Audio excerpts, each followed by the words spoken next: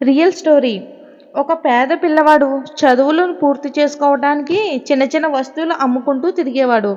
ఆ రోజు అతనికి చాలా ఆకలి వేసి ఓ ఇంటి దగ్గరకు ఆగి, అమ్మా, ఒక ముద్ద అన్నం పెట్టు అని అడగాలని అనుకుని, అడగలేక ఒక గ్లాసు మంచినీళ్ళు ఇమ్మని అడిగాడు.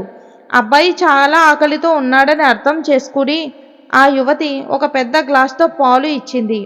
అమ్మా, మీకు నేనెంత బాకీ ఉన్నాను అని అడిగాడు ఆ అబ్బాయి. ఏం లేదులే అమ్మ చెప్పింది. చేసిన సహాయానికి ప్రతిఫలం ఆశించకూడదు అని చెప్పింది. ఆ యువతి హృదయపూర్వక ధన్యవాదాలు అంటూ ఆ అబ్బాయి వెళ్ళిపోయాడు. అతనితో కొత్త ఆత్మస్థైర్యం, మానవత్వంపై నమ్మకం ఏర్పడ్డాయి. కొన్నేళ్ల తర్వాత ఆ యువతి అంతు తెలియని జబ్బున పడింది. స్థానికంగా ఉన్న డాక్టర్లు పెదవి విరిచి పట్నంలో పెద్ద ఆసుపత్రికి తీసుకెళ్ళమన్నారు.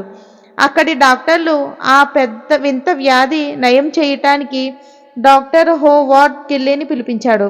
ఆ యువతి వచ్చిన ఊరు తెలుసుకుని కళ్ళల్లోని నీళ్లు తిరుగుతూ ఉన్నాయి.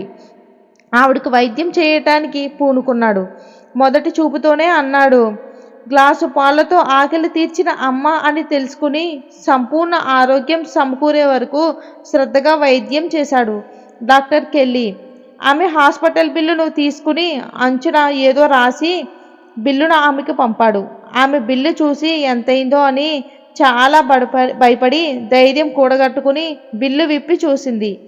అంచున ఇలా రాసింది, ఇంకా గ్లాసు పాలతో బిల్లు పూర్తిగా చెల్లించబడింది అని. మనం ఏది చేస్తామో తిరిగి అదే మనకు వస్తుంది. మీకు ఈ కథలో విషయాలు నచ్చినట్లయితే మీ అభిప్రాయాన్ని కామెంట్ల రూపంలో తెలియచేయండి.